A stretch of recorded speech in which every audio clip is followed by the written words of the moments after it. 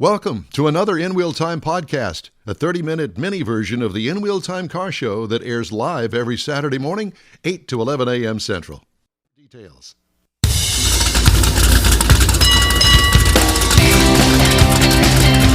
It's the In Wheel Time car talk show. Thank you for joining us and welcome. Boasting 100,000 downloads. Yep. The In Wheel Time car talk show ahead.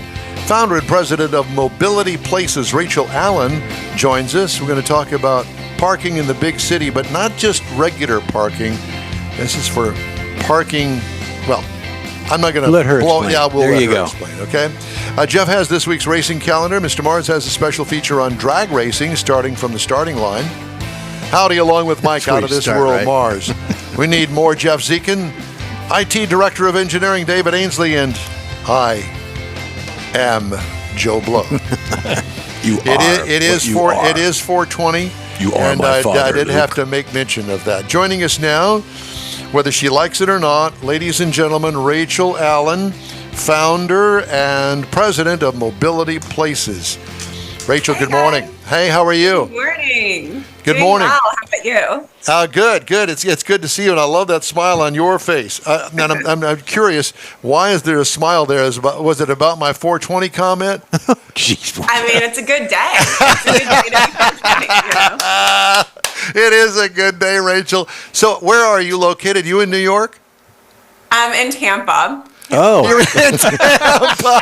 Funny, crazy Florida vibes. It's great. Exactly. Are you a Florida native?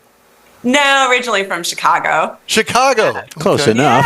Yeah. All right. Yeah. Well, you found yourself in a good place down there, and we're glad to have you here. So explain to everybody what Mobility Places is and what you've got going for you. Yeah. Well, really simply said, we help fleets park. Fleets, meaning companies that have lots of vehicles and they need some place to park. And I would imagine that parking is at a premium in New York City.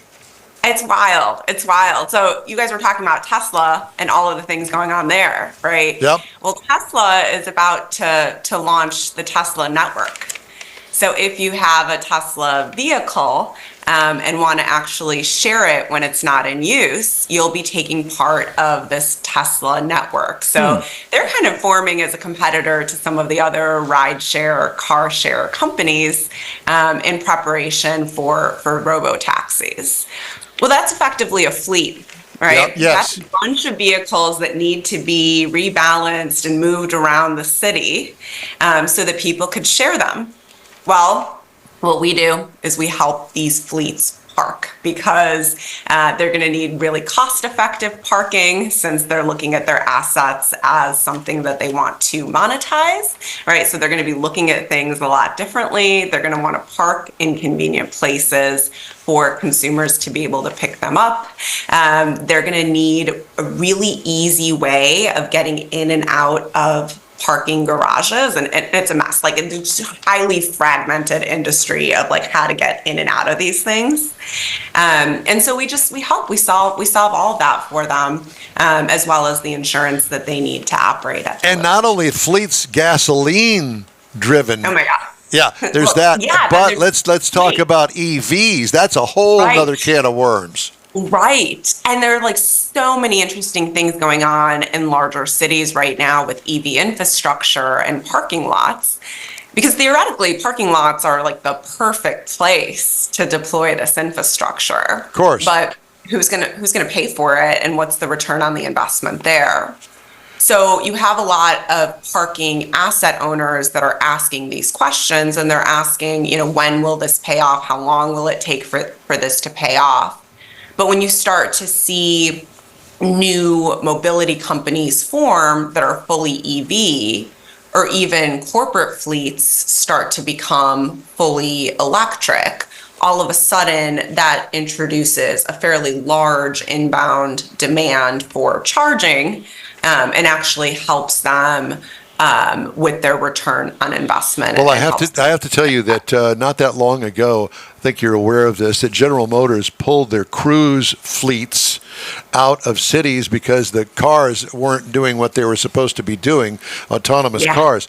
Well, here in Houston, we generally speaking, we don't really have too much of a problem when it comes to finding places to park because this city is all spread out. I mean, hundreds of miles across. And I'm exaggerating that, but there's usually not. But not by much. Yeah. But I will say that this particular mobility company by General Motors, they bought or leased a half block of property, spent a bajillion dollars on setting it up for an electric charging station for all of the vehicles. So I flew over it this particular day, and looking down below, here are all these red and white cars all parked in there, and they're all hooked up to charging.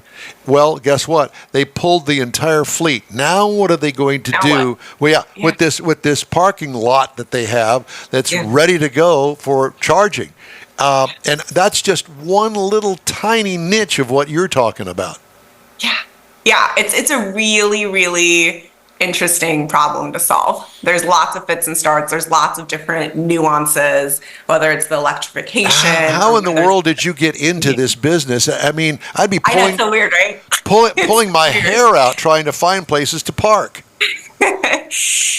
So my background is in transportation and mobility technology. So I worked for multiple companies, multiple variations of transportation and mobility tech. Most recently, I was head of product of a peer-to-peer car sharing company. And parking was just a really, really, really big challenge for our business owners, right? And for us as a business owner. Sure. And so reached out to a bunch of peers in the shared mobility space to see how they were solving parking challenges.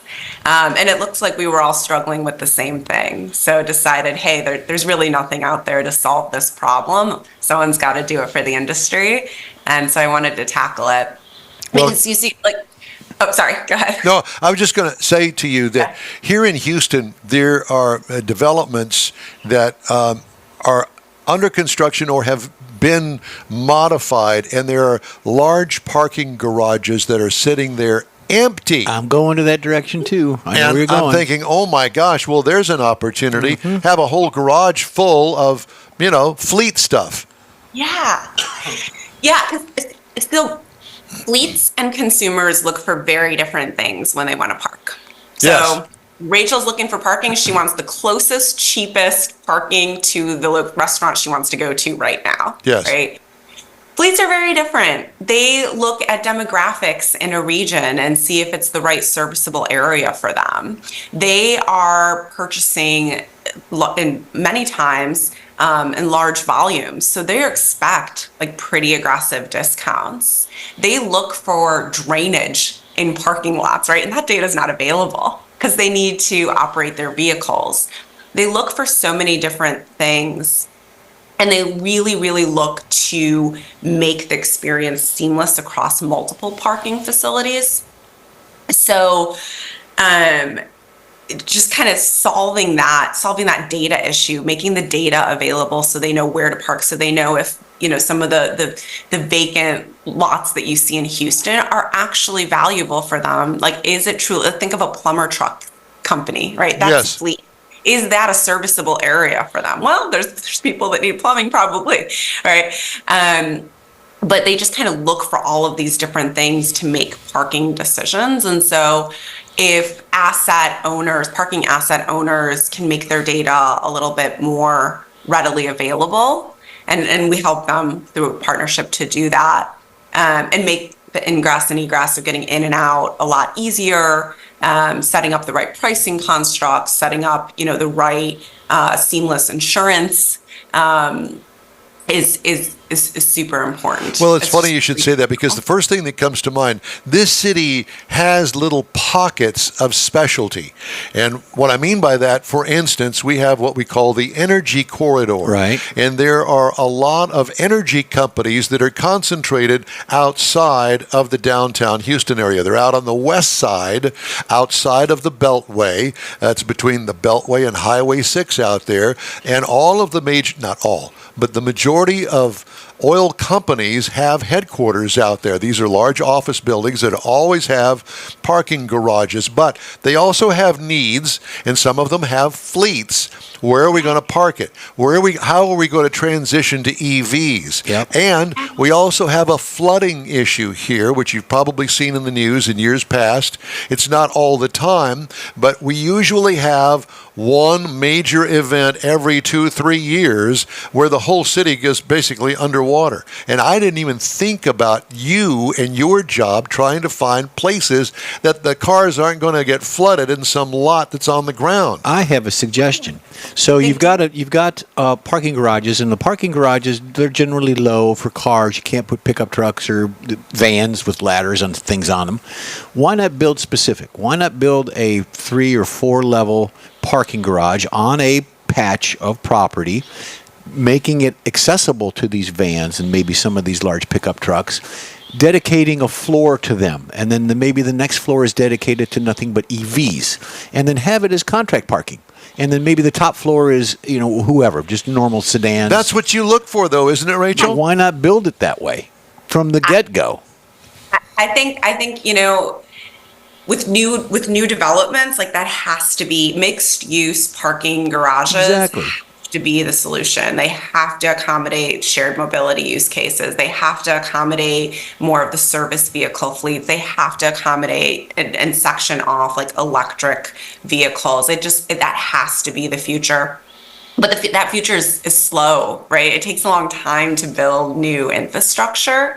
So it's like, how do we take what we have today? How do we take all of the parking facilities that we have today and make them more efficient by either helping them bring in new fleet capacity, like what we were talking about in Houston, or in areas like New York, where parking is still a big challenge and consumers can't even find a spot. How do we help them optimize spaces with inverse consumer and fleet behaviors? Do you look at cities that have low business occupancy? Because I know that the occupancy downtown Houston with all the skyscrapers isn't 100%. No city's got 100% occupancy. So they're probably 30, 40, 50, 55, 60% occupied. Why not look at some of the vacant facilities? Because I know that there's car dealerships that take over parking garages for their inventories, so they can carry more inventory for that parking, for that dealership. Basically storage. So contract out each floor for a particular business, or if you got an EV, you're on the 3rd floor because that's where our chargers are. You got a van, you're on the 1st floor. Rachel, is there a repository for all of this kind of information that you pull from or that you try to get into, so to speak? Yeah, go mobilityplaces.com. So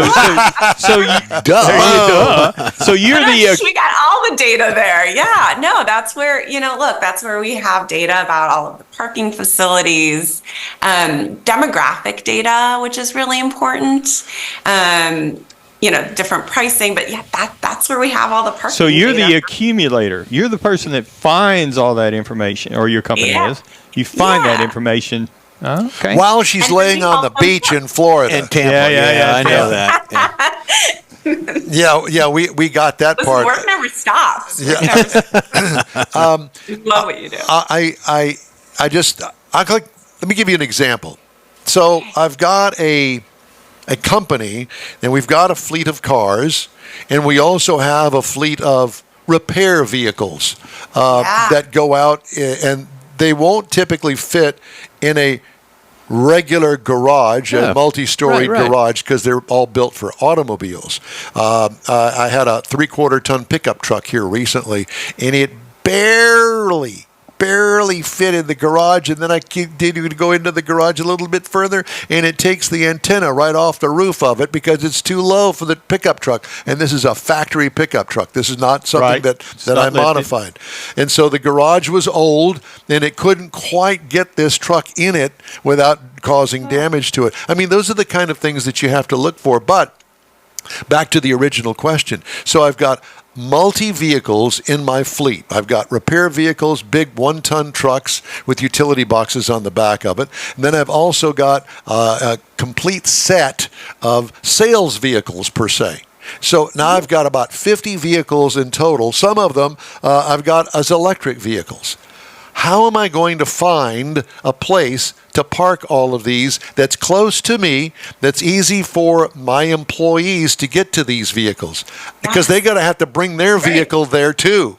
So build it. So it's a multi-layer thing.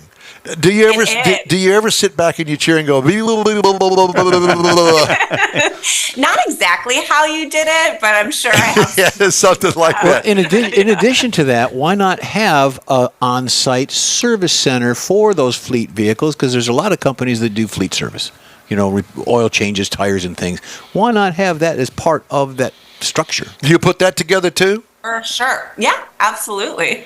Absolutely. So basic things like dry washing vehicles, like if they're, going through some sort of shift change, basic things like, just checking on the oil, not really heavy maintenance, right? It's probably not the right place to do that in a parking facility, but light things. Absolutely. Absolutely. So what are you working? Give us an example. You don't have to tell me names, but give us an example of something that you're working on right now.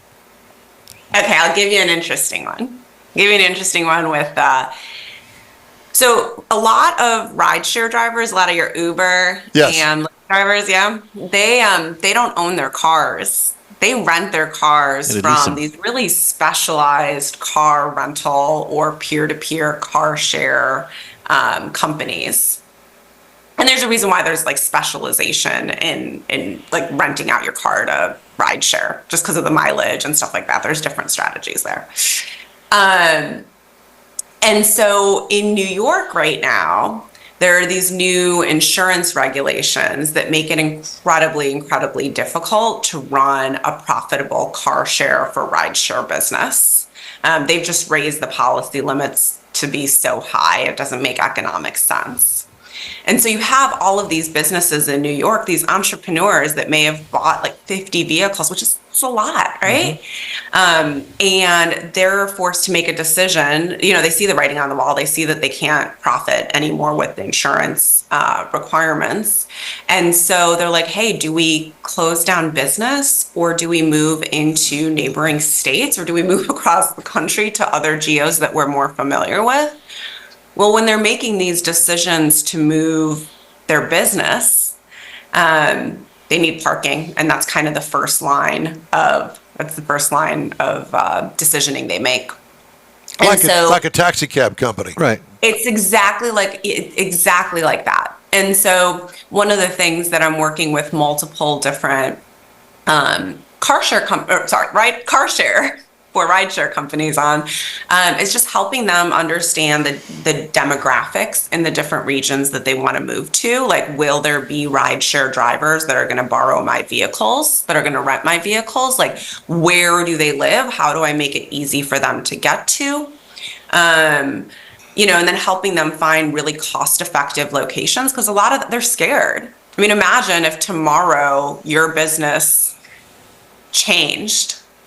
You don't know what the next, business. By some city council vote, everybody says, okay, we're going to raise it to $1 million for you to do business. And I don't bring in $1 million a year, much less to be able to put groceries on my table.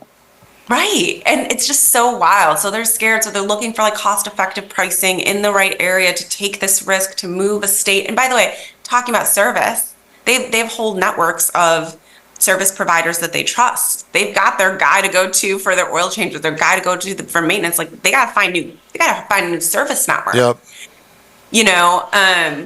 So they gotta maybe move their families. Because this is the business they've invested in. This is the business that they know. So before we run out of time, though, I wanted to ask you: you're doing that for an existing business. I got a business in New York. I can't afford it anymore. What about the guy that thinks, I'd like to start a business? Yeah, or the folks that are bailing out of certain states, West Coast states, coming to mid-country state, Texas Midwest, and Florida, going out to your Florida, approaching them. Hey, I know that you're moving your business out of California, Michael. You're moving to whatever city. I can help you with that. So there's an opportunity there. For sure. Anyone that needs to park a fleet, whether it's, a plumbing truck or a large car share, ride share company, in real time if they need parking. I will say this, that rent car fleets all the time deal with this. Even if they're established at the Hertz or an Enterprise, whatever it is, they have to go out. They have to find something that's convenient, generally off the freeway somewhere, where you can go and rent a car. Airport is a no-brainer there. Yeah. But what about the guy that got his car in the shop for a week or two? Forecast that he's going to be there without a car. Now I need to get over there to the Enterprise. Well, the Enterprise has got to have so many cars available to rent, and they got to have a place to park them all. Never even thought about that, Rachel. Yeah. She's in. She's in. You're in on that. All right. So how do our viewers that deal with fleets all the time, and maybe you can give them a helping hand in guiding them into what they're supposed to do with the coming few years with this transition to EVs? How do we get a hold of you? Go to mobilityplaces.com. My contact information is there. I'm happy to sort through any sort of challenges, whether it's, making sure that if you have an electric fleet, it's placed in the right areas, making sure that if you're making business decisions, you're right in front of your customers. If you just need to park a bunch of vehicles, whatever the need is, we work through it with you. Cool. So please feel free to reach out. Well, Rachel Allen, it is an absolute pleasure and delight to talk to you. Mobility Places is the name of the company. Get online and talk to her. She's the girl. Thank you so much for joining us today. We really appreciate you. Yeah, thank you. Thank you. Talk to you later. Good Okay, stuff. take care. Very How interesting. fun. And have a gas station in there, too. Yeah, If you absolutely. got charges for EVs, have a gas station, have a The little in-wheel oil change time gas station. It only makes sense. Different Yeah. kind of gas, though. Well, it is 420. Yeah. Time now for the... no. Yep. No. We break? Could I be. think we're going to take a break. Yeah, I think Yes. we should. We need to take a break. Way past. And then we're going to due. talk to the man of the hour, Jeff, on his racing boy. calendar. Here you go. All right. The In-Wheel Time Car Talk Show is available 24/7 through the iHeart Radio app. Just look for In-Wheel Time Car Talk and podcasts from your favorite podcast provider. We also video stream our 3-hour weekly show on Facebook, YouTube, and InWheelTime.com. The In-Wheel Time Car Talk Show continues right after this quick break. Pro-Am Auto Accessories has been serving Houston's auto enthusiasts since 1984, providing world-class products for sports cars, European sedans, and American muscle. Pro-Am is known as the place to go to find exclusive and hard-to-find parts and accessories. Pro-Am is one of the very first distributors in the USA for brands such as Recaro, Redline, Momo, Corbo, and Simpson. Located in the heart of Houston's premier retail and service corridor, the Galleria area, Pro-Am's walk-in storefront includes an 8,000-square-foot warehouse, showroom, and installation bays. Pro-Am not only sells parts and accessories, but also offers installation and service. Pro-Am is now reaching a worldwide audience through Pro-Am.com, taking its local reputation to the rest of the world. At Pro-Am Auto, you'll be dealing with a small group of professionals who truly want to help you with your automotive needs. If you don't see what you're looking for on the website, call and Pro-Am will lend you a hand. Pro-Am Auto, 6125 Richmond at Green Ridge in Houston's Galleria area. Call them at 713-781-7755. Want to feel good about something special you did for someone special? In-Wheel Time and the original Lupi Tortilla group of Tex-Mex restaurants have joined together to help a very worthy cause, God's Garage, a Christian-based 501c3 charity. We know there are lots of places and organizations out there where you can donate a car, truck, or SUV, but we're asking you, our car enthusiast family, to consider donating to God's Garage. Visit godsgarage.org and learn about its mission, the women that have been helped, how each one is screened, and about their Restore You program. A car donation is an easy way to make a difference in the lives of others. God's Garage needs good operating vehicles, but will take all types in working and non-working condition. Make your heart and soul feel good by donating your gently used vehicle and help support single mothers, widows, and wives of deployed military at godsgarage.org. Welcome back to the In-Wheel Time Car Talk Show on 420. I'm going to make it a theme. I'm going to. I have made it a theme here. I was going to say, yeah. It's it. Oh, did I miss Keels and Wheels? Mm-hmm. I did? Yeah, that's Well, That's it. okay. Well, I'm sorry. We'll right. make it up. We will. Okay. Is that okay? Can That's we fine. make it up? Yeah, not a problem. I just want to make sure we're on schedule. I don't know why I cut it short. I don't know. Anyway, time now for the racing calendar, sponsored by Texas Muscle Car Club Challenge. Yes, thank you for that. Well, today is Talladega. Oh, it is. Well, for the Xfinity. I've been to Talladega. Have you ever been there? No, I never have. Massive. Been by it, flew over it. But tomorrow's the Talladega for the Cup guys. Today's Talladega for Xfinity. That is on Fox. Tickets are still available, Michael, if you want to go. That's at 3 p.m. this afternoon.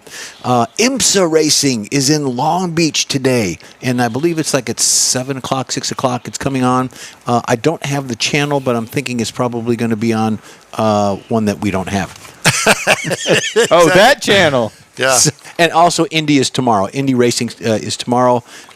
They're in Long Beach also, so they're sharing the track. And then we've got our favorite Formula One. They are doing the Chinese Grand Prix in Shanghai. There was some controversy this past week because they painted the track for some reason, for grip or whatever, and the drivers don't like it. Just a lot of problems with it. So there you go. Well, me love you a long time. Yeah. NHRA's off this week, by the way. They are? Yeah. What is it, Mars? Nothing. Are you being entertained down there? I You're am. entertaining Somebody him. on one of your computers? No. Yes, Mars, at the end of the Mars day. is Because all- your impersonation is what got Hey, my what was it with the attention. squeaky voice? Oh, yeah, you never did explain you never did that. explain the squeaky. Well, that one. Yeah, that's that the one. there's some commercials on the radio and on the TV that's got the guy with the high voice, and he Sound like Mr. Haney. It's kind of like that. It is kind of like that, and it's a referral service, friends. Really, it's a referral service. Tell him old so and so sent you. And so he gets money in his pocket for telling him that you said, no. Guess who pays for that? You do. Don't do that. Don't do that. Do us. Do this. Yeah, do this. We ain't going to steer you down the wrong road. Well, not the first time, anyways. Not the first time. Yeah, exactly. So I did want to mention that. We're kind of in an era where for whatever reason, they want to have the owner of the company do the commercial. Mm-hmm. Sometimes it works, sometimes it doesn't. There's a guy on television that is gotten into red tennis shoes and kickboxing people. I think it's hilarious. Do you? I like that guy. So I it's nothing against him personally, but it's like, hey, Don, where'd you buy that car? Remember that guy that's in the showroom kicking people and telling them crazy things? I'm sorry. I can't buy my car there. Maybe we should do a segment on old commercials. Like, what was the lady? Not Doris Day. Was it Doris Day did Chevy commercials? Who was that? No, Driver Chevrolet. Dinah Shore. Dinah Shore. Like stuff like that. Maybe we'll come up Burt with Reynolds' something. girlfriend. Yeah. Was it? Yeah. I didn't know that. Really? I thought it was. Okay. Starting rumors. I think he was also dating or something with the little short girl from Sally Fields. Uh-huh. Yeah. Lonnie Anderson. Dinah Shore, Sally Fields. The Flying Nun? Yes. That I don't think she was in uniform that day. Okay. Hey, we'd like for you to get in touch with us. All you have to do is shoot us an email. The address here is info@inwheeltime.com. And be sure and follow us on Facebook just for the heck of it. Mm-hmm. Make fun of us. Talk to us. Subscribe to us. Subscribe. Do something. Do anything. Download the podcast and be the 100,001. There you go.